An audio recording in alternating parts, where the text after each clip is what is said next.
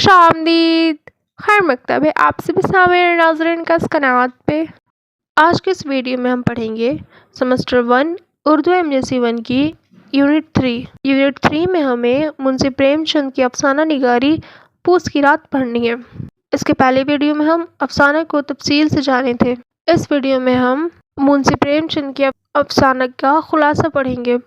پہلے ہم کردار کے بارے میں جان لیتے ہیں۔ یہاں پہ افسانہ پوس کی رات کے کرداروں کے نام دیے ہیں۔ ہلکو ایک کسان ہے جو لگان کے اوس کھیتی باڑی کرتا ہے۔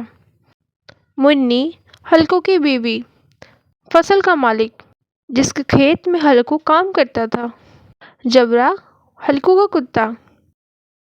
آئیے افسانے کے خلاصہ کو پڑھتے ہیں۔ پوس کی رات منشی پریم چند کا اہم افسانہ ہے جس میں مصنف نے ایک غربت سے مجبور کسان فیملی کو دکھایا ہے۔ ہلکو ایک کسان ہے جو لگان کی اوز کھیتی باڑی کرتا ہے۔ ایک روز اس کی فصل کا مالک لگان کی رقم وصول کرنے آ گیا۔ ہلکو کی بیوی منی نے ہلکو کو کہا کہ وہ جمع کی گئی رقم ہرگز لگان کے لیے نہ دے گی کیونکہ انہیں جاڑے کے سردی کے لیے کمبل خریدنا تھے۔ مگر مالک کی گالیوں سے خوفزدہ ہو کر ہلکو نے اپنی بیوی منی کے خلاف جا کر جمع کر دی رقم دے دی۔ اس افسانے میں یہاں پہ بتا رہے ہیں کہ پوس کی رات جو افسانہ ہے اس میں ایک غریب کسان کو دکھایا ہے جو کسان رہتا ہے، اس کا نام ہلکو ہے۔ ہلکو کھیتی باڑی کرتا ہے، اس کی بیوی کچھ رقم جمع کرتی ہے، جاڑے آنے والی تھی اور انہیں جاڑے میں ایک کمبل خریدنی تھی۔ اسی دوران ہلکو جن کے کھیت میں کام کرتا تھا وہ آ جاتے ہیں اور اپنے رقم مانگنے لگتے ہیں۔ ہلکو کے پاس دینے کے لیے کچھ نہ تھا۔ اس نے اپنی بیوی سے وہ رقم مانگا مگر اس کی بیوی نے منع کر دیا۔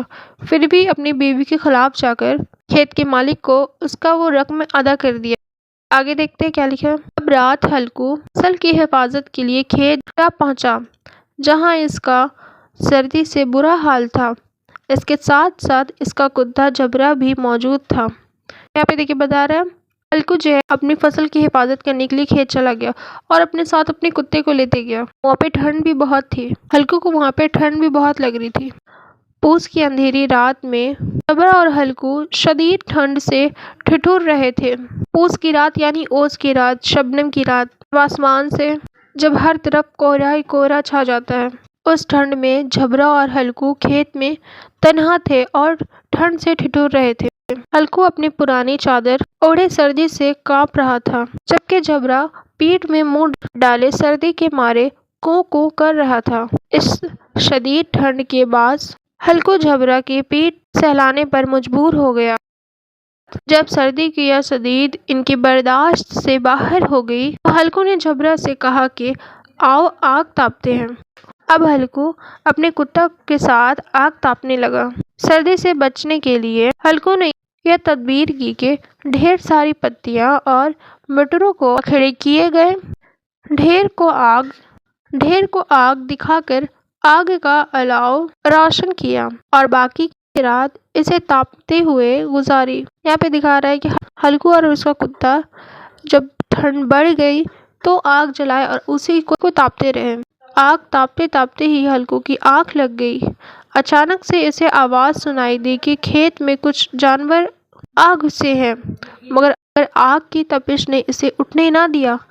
یہاں پہ جب ہلکو اور جبرا سو رہے تھے آگ کی گرمی میں تو اس وقت انہیں ایسا احساس ہوا کہ اس کے کھیت میں کچھ جانور آ گئے ہیں مگر آگ کی تپش، آگ کی گرمی سے وہ گہری نیند میں سو رہے تھے۔ کھیت میں نیل گائے کا جھنڈ داخل ہو گیا تھا جنہوں نے صبح ہوتے تک کھیت چر دیا۔ صبح جب منی کھیت میں آئی تو تمام کھیت رات کے واقعے کی وجہ سے اجڑ چکا تھا۔ جب منی یہاں پہ کھیت پہ آئی، کھیت کا یہ حال دیکھی تو اسے پورا کھیت اجڑا ہوا نظر آیا۔ اس نے ہلکو کو اٹھایا اور کھیت کی حالات سے آگاہ کیا۔ جب منی آئی یہ سب دیکھنے کے بعد اس نے ہلکو کو اٹھایا اور سب کچھ دکھایا اور سارے حالات سے واقف کرایا۔ سارے کھیت کی بربادی کے بعد منی کو مالک کی فکر ستانے لگی۔ اس نے ہلکو کو کہا کہ وہ جا کر اس کو بتائے کہ وہ اس دفعہ لگان کی رقم ادا نہ کر سکے گا، پر ہلکو کہنے لگا کہ اس کو اس سب سے کوئی غرض نہیں۔ سارے کھیت کے ستیاناش ہو جانے کے بعد منی نے ہلکو کو کھیتی باڑی سے باز آنے کا مشورہ دیا، مگر ہلکو نے مایوسی کے انداز میں کہا کہ جی تو میرا بھی یہی آتا ہے کہ کھیتی باڑی چھوڑ دوں، مگر مزدوری کا خیال آتا ہے تو جی گھبراتا ہے۔ کسان کا بیٹا ہوں، مزدوری نہ کروں گا چاہے کتنی ہی درگت کیوں نہ ہو جائے۔ یہاں پہ یہ سب حالات دیکھنے کے بعد منی ہلکو سے کہتی ہے کہ اب یہ سب رقم کیسے ادا ہوں گے، کھیتی باڑی چھوڑ دو، مگر ہلکو کھیتی باڑی نہیں چھوڑنے پہ راضی ہوتا ہے۔ اسے مزدوری سے بہتر کھیتی باڑی ہی لگتی ہے، اور وہ یہ بھی کہتا ہے کسان کا بیٹا ہے اس لیے وہ مزدوری نہیں کرے گا۔